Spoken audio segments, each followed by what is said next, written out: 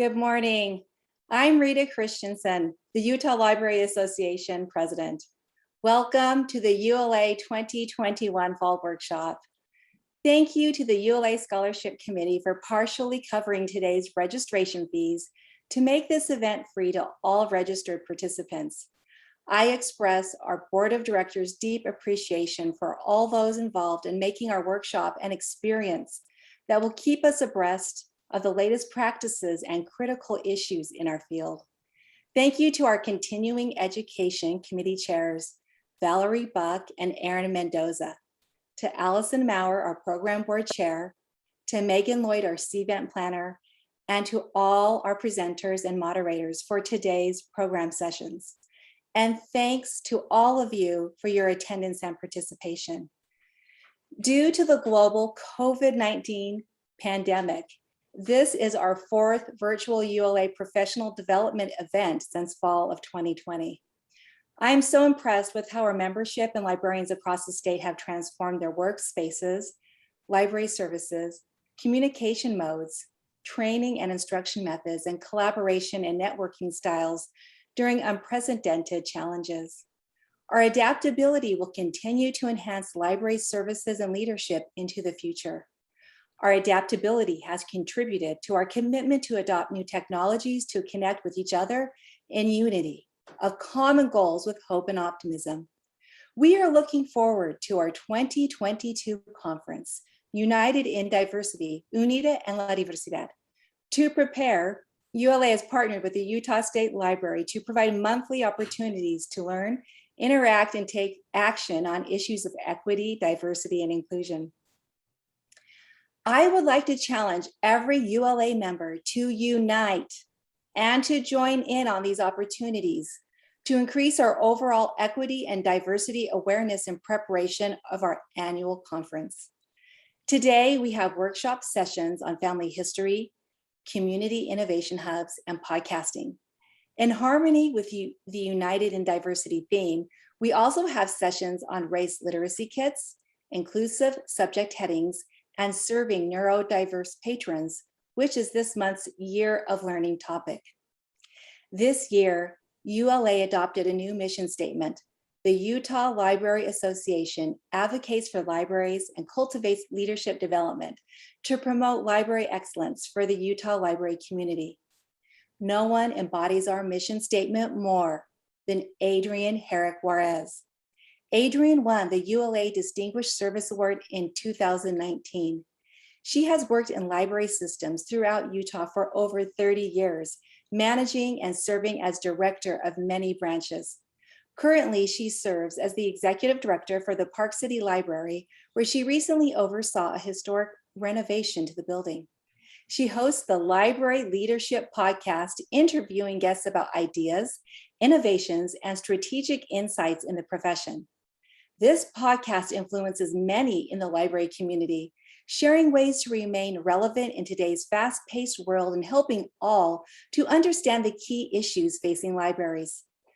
Through the years, Adriane has served on many committees and boards. Among them are the president of the Utah Library Association from 2012 to 2013, co-chair of the Mountain Plains Library Association Leadership Institute, and the American Library Association's Committee on Library Advocacy. Along with her wealth of experience in libraries, Adriane holds master's degrees in both library science and business administration. Today in her keynote, Adriane will address library leadership theory and practice that includes flaws and graceful recovery, personalized leadership paths, leading at every level, and listening and responsiveness. Please join me in welcoming Adriane Herrick Juarez as our fall workshop keynote speaker. Oh my goodness. Thank you, Rita, for that kind introduction. As Rita said, my name is Adriane Herrick Juarez. Thank you for the opportunity to be here with you today to speak on the topic of library leadership. I am the host of Library Leadership Podcast, and I am the executive director of the Park City Library. And I believe library leadership is an ever-evolving practice that is enhanced through thought-provoking conversations, information, and the sharing of ideas. so I am honored to be here with you today. I'm going to share some thoughts with you on leadership, but want you to know going in that I have more questions than answers. The first question that I'm going to pose is this one. What do libraries mean to you personally? This is a question that I ask each guest on my show. This is a question that I am going to ask each of you to reflect on, along with others, as I give this talk. What do libraries mean to you personally? For me, libraries are places that make a difference. They are places of learning, exploration, ideas, freedom, and where people can go to become. We are all on a life journey.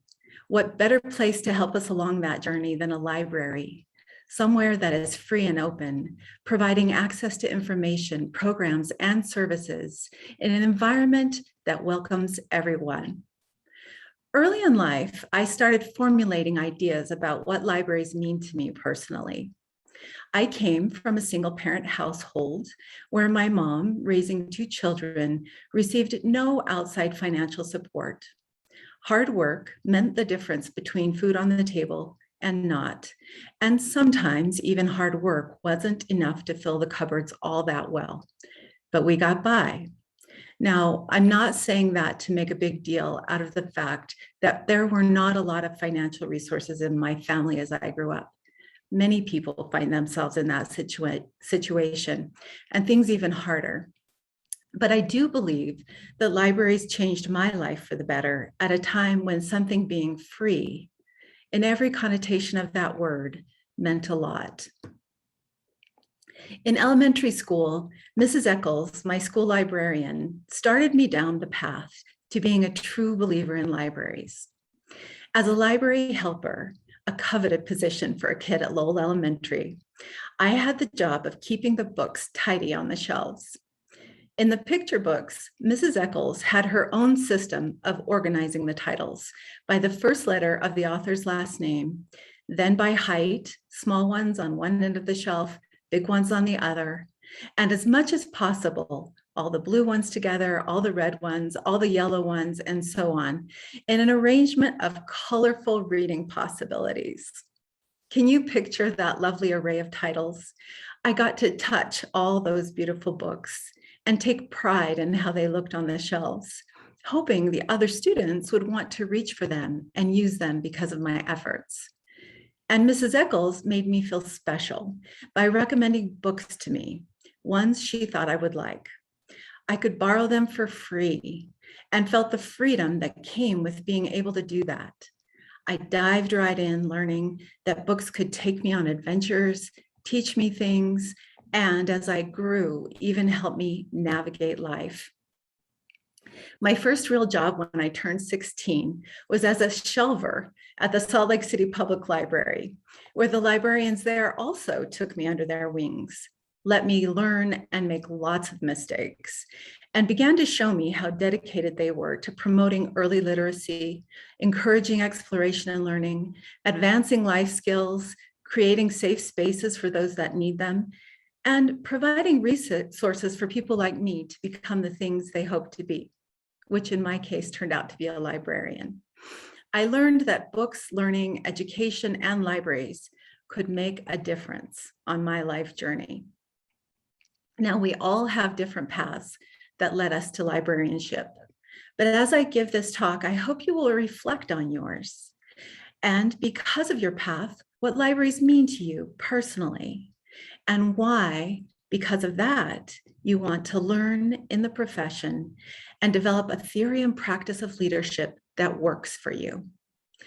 When I talk about leaders in libraries, I do not only mean those at the top, but anyone who has ever led a project, chaired a committee, developed programs, implemented policies and procedures, or led their communities in understanding what libraries are all about. We all lead in libraries in one way or another. When we conscientiously enhance our growth, we benefit everyone we serve and ensure a strong future for libraries. One of the things that I enjoy about librarianship is questions. We get a lot of questions in our line of work, and it is a joy utilizing our resources to help answer those questions. For those of you who listen to my show, you will know that another thing I ask my guests is, do you have a favorite management or leadership book or resource, and why? There are 1,000,001 ways to be a leader, and there is no one right way. The theory and practice of leadership is broad and vast, an ever-evolving exploration for those who undertake it. But we, as librarians, have many resources to help us along the way. Some of those resources include one another, which is why I started Library Leadership Podcast. I knew what libraries meant to me personally and the difference I believed they could make, but also realized that the ever-changing environment of libraries required ever-evolving librarian leadership. Every time I answered one question as a leader, another popped up. I found this meant asking a lot of questions and finding the people and resources to help answer them if I was to do an effective job. John F. Kennedy said, "Leadership and learning are indispensable to each other." On the podcast, I have spoken with leaders from all types of libraries at various levels in their organizations, with differing specialties and a variety of theories and practices that they follow. My guests share their ideas, innovations, and strategic insights in the profession. One of the things we need to know to be good leaders is that we don't know everything and that we don't have to. We are librarians after all. We need to know how to ask questions, learn, evolve, and repeat to lead the way in keeping libraries places that can make a difference. Ask, learn, evolve, repeat. We can all do this.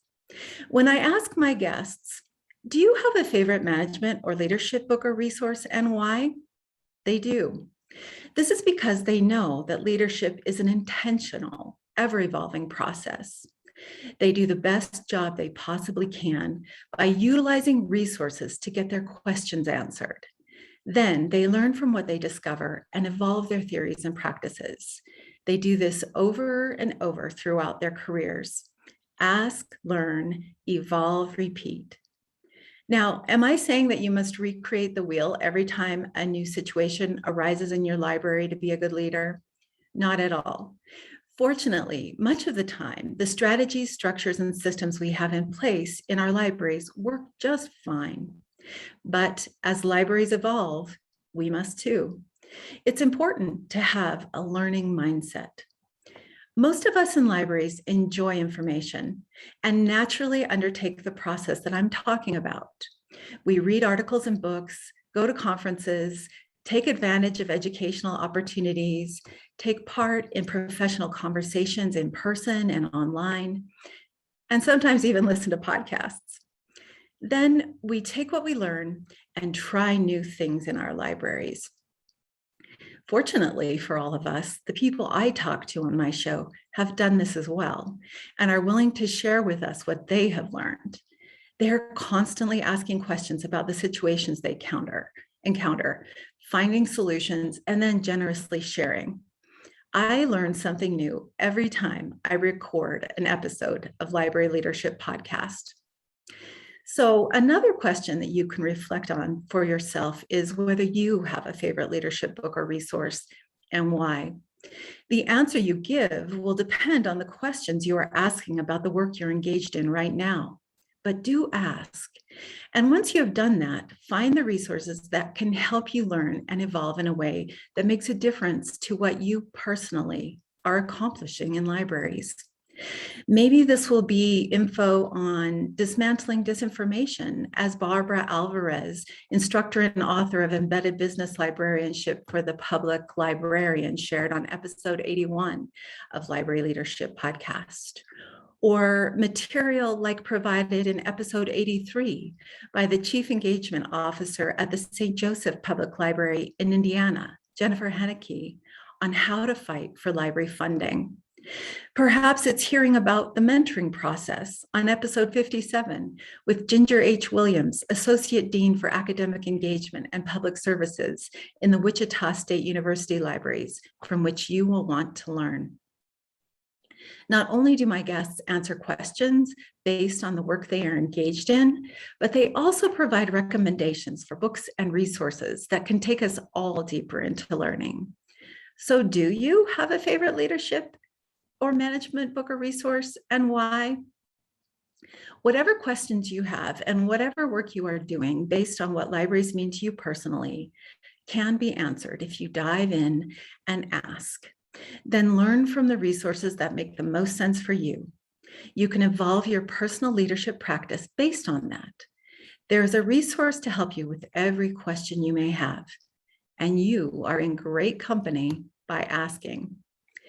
As I mentioned earlier, I am the executive director of the Park City Library. We are a busy 54,000 square foot, one building library that serves a bustling resort community whose primary industries are skiing and recreation. Service standards in Park City are very high. It's our bread and butter. We have a small resident population of about 8,500, but our library serves almost 200,000 visitors a year. When our hotels, restaurants, resorts, and outdoor amenities are bustling, we have over 100,000 heads on pillows each night in our hotel lodging. All of these people have access to our library. We serve the greater Summit County area as well, with approximately 40,000 residents providing free library cards to all students. We do outreach to a variety of populations, including J1 workers who seasonally come from abroad with visas to work in the hospitality industry. And we provide Spanish services for approximately 25% of our population that is Hispanic Latino. We have approximately 30,000 people of all ages attending our library programs each year. We are a Sundance Film Festival venue and have a cafe and a preschool in our building. Plus, we take care of two very cute library guinea pigs daily, Buttercup and Canella. Every member of our team is continuously looking for ways to provide the best library service possible, and to do it with 9 full-time staff and 14 part-time staff and subs. There is no way to do what we do without every single one of us asking, learning, evolving, and repeating. 6 years ago, this included a complete building renovation with entirely new amenities throughout the facility. I am so proud of my team for the focus they utilized to ensure that we provide what we sometimes call in our 2002 Winter Olympic town, a gold medal standard of service. And I, as a leader, believe that this does not just come from the top. This comes from every level in our organization. Each person with whom I proudly serve knows what libraries mean to them personally. They know that their learning and leadership in our organization is essential to our success for our library to be able to make a difference. This said, I also feel that I should caution you that there are flaws and pitfalls in every system, even the one that I am promoting to you today, even given the best intentions. But that if you keep asking, learning, evolving, and repeating, this is a self-correcting process that really works and helps us stay ahead in the fast-paced, ever-evolving library environment. I'll start with a story to illustrate what I mean. Once upon a time, there was a library leadership team in a resort town in the mountains. This team realized that they had an incredible resource in their staff. They wanted to empower their organization and everyone in it to share ideas, create solutions, and make decisions. They found a good leadership book all about how they could do this. They read it as a team, discussed the concepts in the book, outlined the steps for how they could apply these concepts in their library, and created an exciting new mechanism for empowering their people, a committee. This committee would consist of people not on the library leadership team. They would have time to meet each month to brainstorm the best ways the library could operate, and they would be empowered to make recommendations, vote on decisions, and implement new actions to best serve the public. It was a complete disaster. The communication was hard, the process was cumbersome, there were frustrations about decision-making, and ultimately, no one enjoyed it and no one wanted to do it. This library leadership team had the best intentions. Okay, this might have been the Park City Library leadership team. We had asked a question that was a good one. How can we empower the incredible resource that is our staff to share ideas, create solutions, and make decisions? Good question. Then we found a learning resource and evolved our processes to create this new committee that we hoped would be the answer to the question. But it didn't work. What went wrong? The answer was the last step in the process. Repeat. We decided to ask ourselves the question again. You might remember that when I started this talk, I said that I believe library leadership is an ever-evolving practice that is enhanced through thought-provoking conversations, information, and the sharing of ideas. So this time through, we added the resource of people and conversations. We held an all-staff meeting and asked the entire team, how can we empower everyone on our staff to share ideas, create solutions, and make decisions? And do you know what happened? We learned from asking the question again and evolved again. Want to know what the solution turned out to be? A big flip chart page on the wall of the break room where we all scribble our ideas and engage in back and forth written thoughts about how to make our library better. Then we have discussions and votes in our monthly staff meetings to decide what should stick from what was thrown at the wall. Then we do it. It's so simple. We do it to this day. So how do you make a graceful recovery from something like that? You acknowledge that something didn't work. Not everything will. As I said earlier, one of the things we do need to know to be good leaders is that we don't know everything and that we don't have to. We need to know how to ask questions, learn, evolve, and repeat. And sometimes, as gracefully as we can, admit there was a flaw and go back to the drawing board. In this case, literally. Do you know what I particularly like about that story I just shared? That it involved leading at every level. Every person in our organization was engaged in that process in one way or another. They were all offering insights and leadership from where they sat. And even though we had a bumpy ride, we all stayed engaged in the process and kept going with a final good outcome. We all knew what libraries meant to us personally and the difference that they can make, and felt that what we were trying to do was worth the process. So here's another question for you. What is it that you are doing in your library that makes your leadership important, no matter what seat you sit in? Leading at every level is important. You heard when I started that I began in libraries at a young age, and I sat in a lot of seats along the way. One of them was being a children's librarian, which I loved. When I would do story times at one of the library branches where I used to work, there was a little boy named Gabriel, whose dad always brought him to my programs. Now, Gabriel was older than the other kids, but developmentally, he was behind. Gabriel and his dad sat at the back of the group, and Gabriel's dad worked hard to help get him through the story times. Sometimes Gabriel would make random noises, and his attention span was such that his dad often found it best for them to leave before the end of the program. But Gabriel's dad always brought Gabriel back.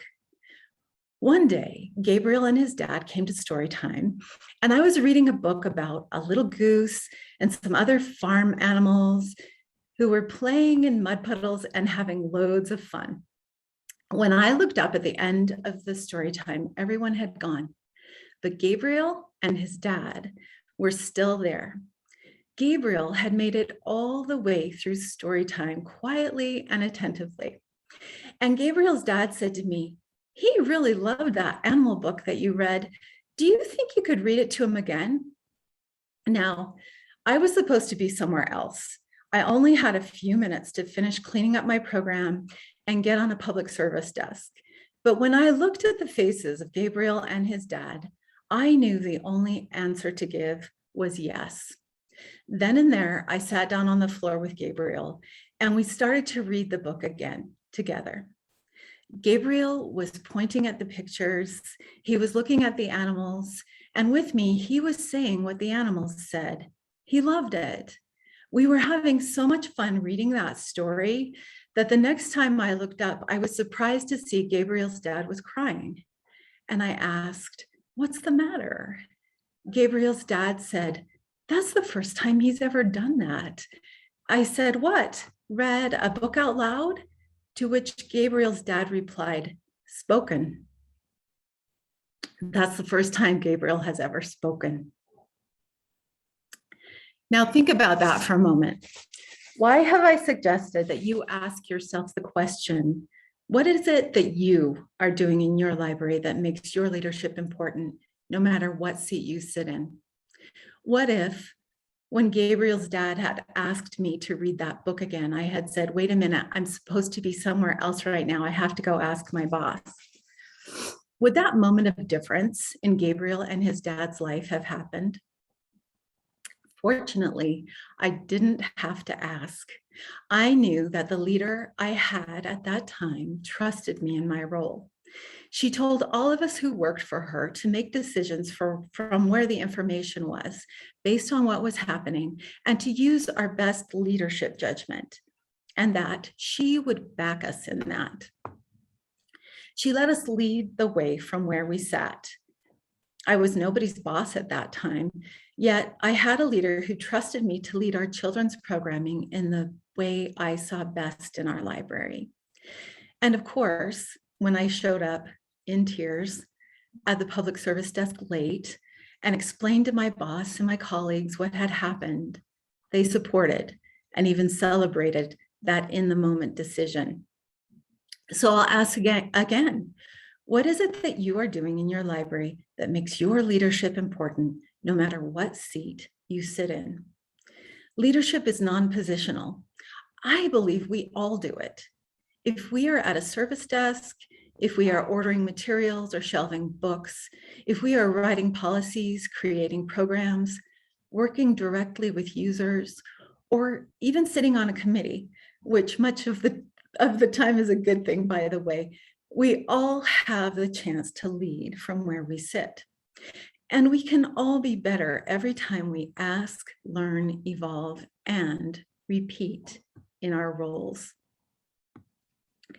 A question I've asked myself many times is, how did I get so lucky to be a librarian? And how has it been possible for me to learn and grow into what I have become? One answer is this. I have had the great fortune over time to work with people who are generous with their ideas, innovations, and strategic insights in the profession, including those who come on Library Leadership Podcast and share them with all of us. Many of these people are not bosses or managers, some are, but they all have a generosity of spirit for asking questions and passing on what they know to all of us. They have helped me greatly. I would literally not be here right now without a succession of amazing people in libraries sharing what they know. It has been these people who, along with stories like Gabriel's, made me ask another question. What makes people who work in libraries so dedicated and so willing to share? Of course, asking led me to reading. And I discovered that one thing that is often common in truly successful leaders in all seats is a spirit of servant leadership. If you haven't heard of servant leadership, there are many books and resources on it. I know you'll know what to do to find them. In particular, what I am sharing with you today comes from an academic paper called Identifying Primary Characteristics of Servant Leadership from the researchers Adam Vogt and Michael Ponton.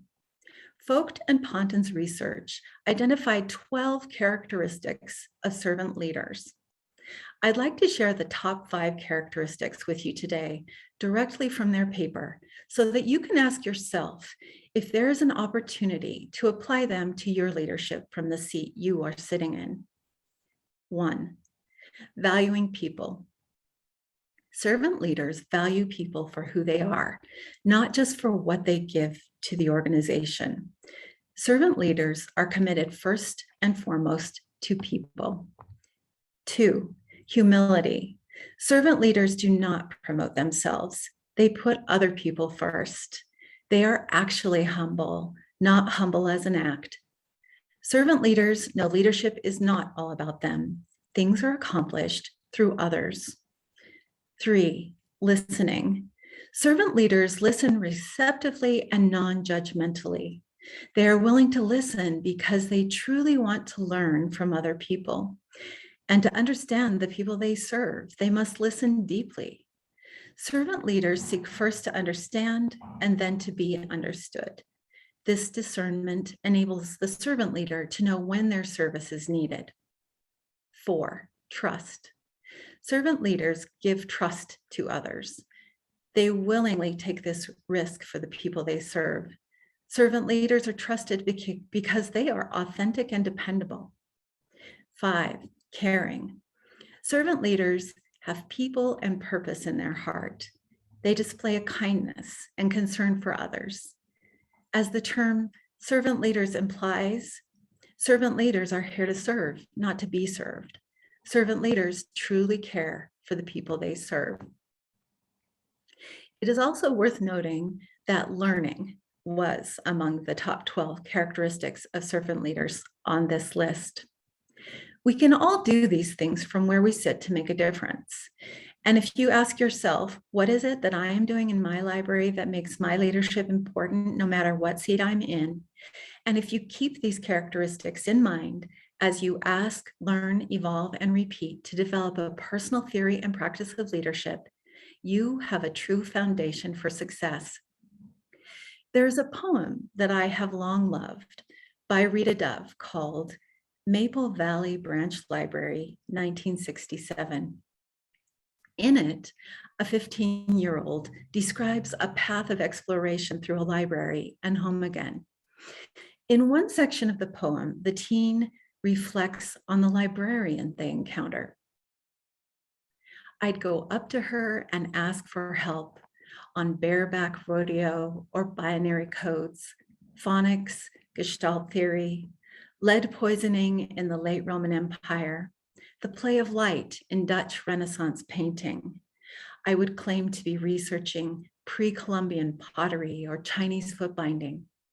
But all I wanted to know was, tell me what you've read that keeps that half smile afloat above the collar of your impeccable blouse. If you haven't read this poem, I invite you to do so in its entirety. If it doesn't make your librarian heart grow 3 sizes, I don't know what will. The reason I'm referring to this piece here is because, of course, I want to ask another question. And that question is, how will you formulate your personalized path to leadership? The young speaker in Dove's poem may be asking about things like bareback rodeo and Gestalt theory, but also wants to know what someone else has read that has made that person become what they are. Who you are in your seat in library leadership is different from all the rest of us, and it should be. The process of asking, learning, evolving, and repeating will be different for each person. There is one answer I would like to suggest for the question, how will I formulate a personalized path to leadership? Start by truly getting to know yourself. On episode 87 of Library Leadership Podcast, How to Talk So Your Boss Will Listen, Sunny Scarpa, library director of the E.C. Scranton Memorial Library in Madison, Connecticut, shares that when we are working to lead effectively from where we sit, in this case by communicating with our bosses, some of this starts with self-awareness. She encourages all of us to take some personality tests, find out what Enneagram number we are, Read the 4 tendencies and think about the way that impacts the people around us. And to think about emotional intelligence, not just IQ. On episode 35 of the show, Fatima Doman, author of the book Authentic Strengths, teaches us how we can capitalize on our unique strengths in our roles to increase effectiveness and create success in our libraries. On the Park City Library leadership team, we utilize the Myers-Briggs Type Indicator test to understand more about ourselves and our frameworks of operation and leadership, and how together those play off one another to make our team successful.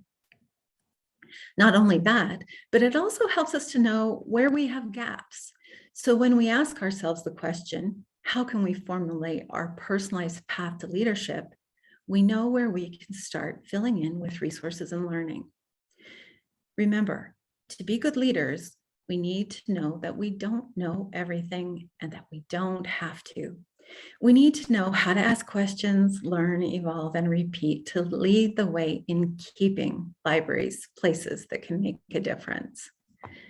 Sometimes it can seem a little scary to ask ourselves what we could do better, what we are missing, and where there are gaps. No one wants to hear about the things they're not doing well. But if we don't ask, how do we learn? I've been fortunate that on my team, even though sometimes it's scary, everyone agrees that the feedback we can give each other to fill in gaps, to be better leaders, is extremely valuable. And that starts with learning about ourselves. Once a quarter, we hold something called helpful attention meetings with our leadership team to give reports on our departments, share what we are working on, and intentionally ask our colleagues what we could be doing better. Some members of our team have said out loud, it's kind of scary to ask this question. But what we know is that if we don't ask, we won't learn. We wondered together how we might get a little braver in this and read Brené Brown's book, Dare to Lead as a Team, and learned the importance of vulnerability and courage, and even expanded our asking out loud what we can do better process to periodically include what we call whiteboard meetings, where we map our entire organization on a whiteboard wall and ask ourselves where we need adjustments for better performance, then implement those. Ask, learn, evolve, repeat. And it's not just our leadership team that is encouraged to do this. Everyone in our library can develop a personalized leadership path through our Self-Directed Achievement Program. We were taught this program by Jamie Monk Carter, director of the Tooele City Library. She was on Library Leadership Podcast episode 2, and then drove all the way to Park City from 2 counties away to train my entire staff in self-directed achievement. See, right there, such generosity of spirit. I can't thank Jamie enough. We all come with different skills, knowledge, personality traits, and strengths. What is needed to operate in a cataloging department is different from what is needed to operate in a children's department. What is needed to be in circulation is different from what is needed to be in marketing. This is true in your libraries too. So how will you formulate your personalized leadership path? As I begin to wrap up my time with you today, I bet you can guess what I'm going to do. Ask one more question, of course, and that is this: what do we need to hear and do to be good leaders? In today's culture, there is a lot of talking. Everyone has a platform. Everyone is giving their side. We are all in front of screens full of download. In it, it's easy to get lost in overload. So what do we need to hear and do to be good leaders? Listening and responsiveness are skills that good leaders develop. It is important to ask, what do I need to hear and do to be a good leader? For me, the answer to this goes back to what libraries mean to me personally, that they are places that make a difference, somewhere that is free and open, providing access to information, programs, and services in an environment that welcomes everyone. You will remember that servant leaders listen receptively and non-judgmentally. They are willing to listen because they truly want to learn from other people, and to understand the people they serve, they must listen deeply. We all sit in different seats. That includes the people we work with. That includes the people who use our facilities.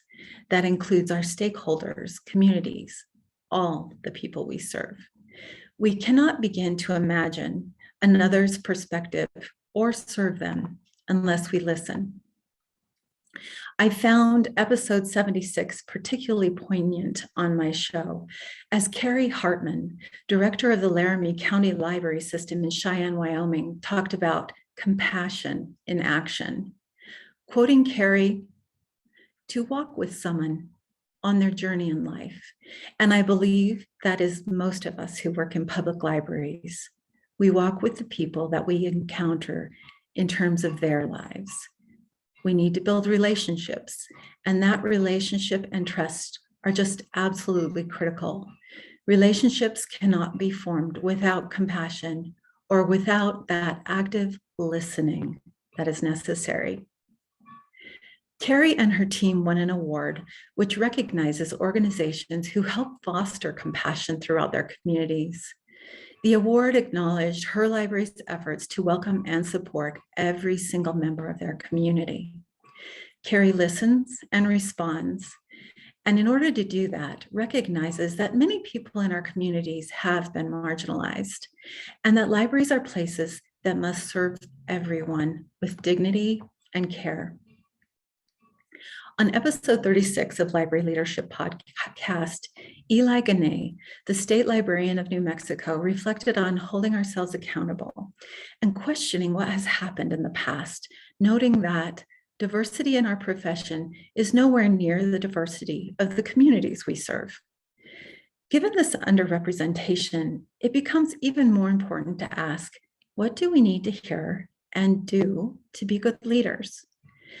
This year, when the American Library Association adopted a 9th principle within the ALA Code of Ethics, Annie Gaines, continuing education consultant for the Idaho Commission for Libraries, came on my show on episode 85, which included talking about racial and social justice to help inform our provision of equity, diversity, and inclusion in our libraries.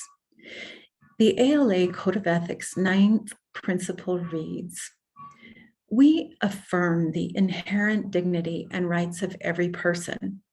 We work to recognize and dismantle systemic and individual biases, to confront inequality and oppression, to enhance diversity and inclusion, and to advance racial and social justice in our libraries, communities, professions, and associations through awareness, advocacy, education, collaboration, services, and allocation of resources and spaces. This is a call to action, and it is one we must all hear and act on. We all sit in different seats. We all bring something to the table. To be a servant leader in our organization, we must ask, what do we need to hear and do to be good leaders? Then truly listen and respond. Ask, learn, evolve, repeat. In closing, thank you. Thank you for being leaders in libraries and for letting me share a little bit of my journey with all of you today. It is an honor to be among you. You are all leaders in libraries where you sit and make a difference for the people you serve. Libraries in today's fast-paced environment are ever-changing. If we truly believe in libraries, we must develop an ever-evolving practice of leadership that means continuous listening and responding. Ask, learn, evolve, repeat. We are so fortunate to have a trove of resources and learning opportunities to help us do that, including the people who share their ideas, innovations, and strategic insights in our profession on Library Leadership Podcast. I am grateful that we all learn from one another. This starts with questions like the ones I have asked you to reflect on today. What do libraries mean to you personally? Do you have a favorite leadership or management book or resource, and why? What do you do if something goes wrong and you need to recover? What is it that you are doing in your library that makes your leadership important, no matter what seat you sit in? How will you form your personalized path to leadership? What do you need to hear and do to be a good leader? The answer is to ask. And remember, the only thing we must know as leaders is that we don't know everything and that we don't have to. Simply ask, learn, evolve, and repeat. As I finish, I'm going to let you know that I have my dream job. Little Adriane in that school library so long ago would have been tickled if she had known what she was going to grow up to be. I became what I wanted to become. And every day I pinch myself and ask, how did I get so lucky to be a librarian? And how has it been possible for me to learn and grow into what I have become? And I'm going to give an answer. It's because of people like you. Thank you. Thank you, Adriane, for your thoughtful leadership ideas, suggestions, and reflections. And we love learning more about you and the Park City Library guinea pigs. They sure are. We have a couple of minutes for questions. I'll monitor the chat box. Are there any questions for Adriane on libraries and leadership or anything else you can think of?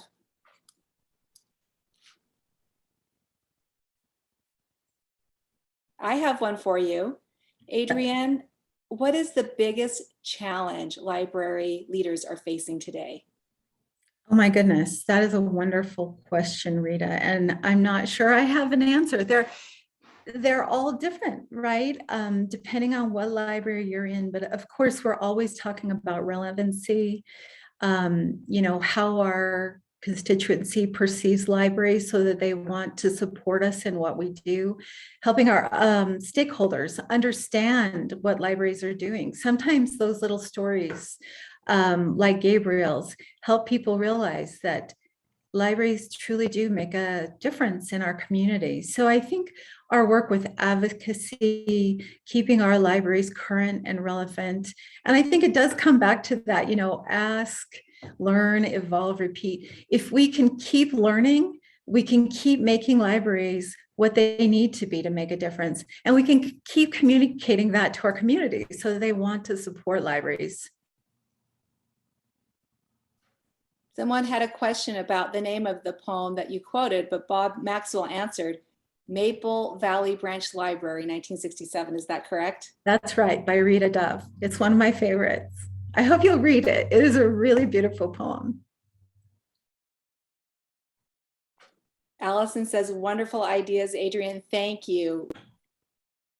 We were having a lot of people thanking you for your wonderful ideas and thoughts.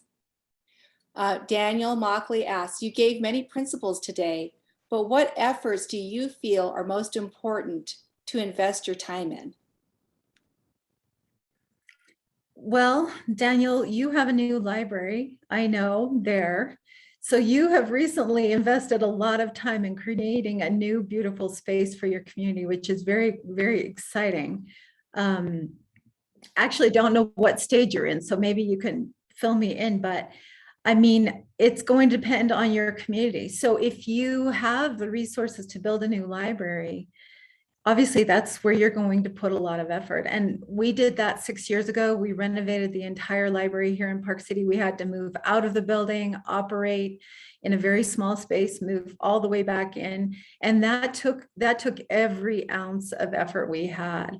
And then once we got back in the building, it was all about systems. How do we set up an entire new library with entire new systems inside our facility to give the best service to our community? And then learn technology and then get the collections all put into place. So I think I'm just a very situational leader.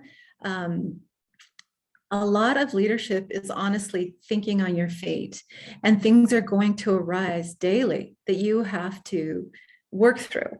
And I think that's why this ask, is very important, because we don't have to know the answer. We don't, I will have a list of things I need to get done every day, Daniel, and I wish I knew what I got to focus on when I walk through the door, because my list is like this and it just goes like this, and I maybe get the top 3 done. So my focus can depend on in the moment things happening in my library. And I had a mentor early on who said,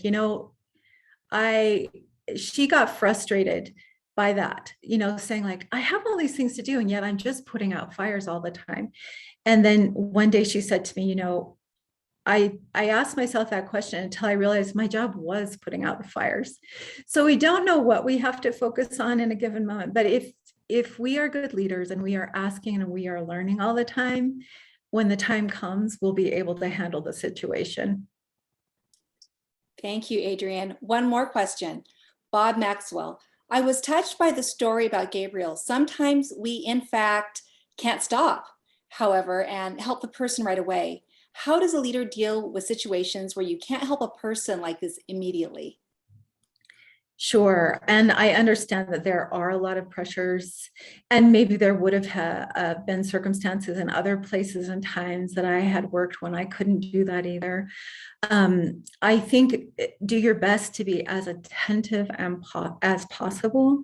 And if you can't serve that person in the moment, let them know that's how you feel. Say, I really want to do that, but I am so sorry in this moment I can't do that. Can I follow up with you? Or say, next time at the end of story time, could you stay a little extra and I'll set aside some time to read a story just to Gabriel? I think that people will understand if you explain your reasoning and tell them that they are important, even though the situation is not letting you attend to them right now, and ask them to come back and ask them to check back with you and continuously try to serve them in the way that you can. Our time is all very under pressure. I realize that. Well, thank you again, Adriane, for taking your time to address us. Members, if you haven't listened to the Library Leadership Podcast yet, go to libraryleadershippodcast.com and tune in.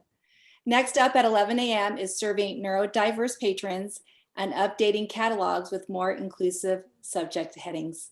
Thank you. Thank you, everyone. Have a great day.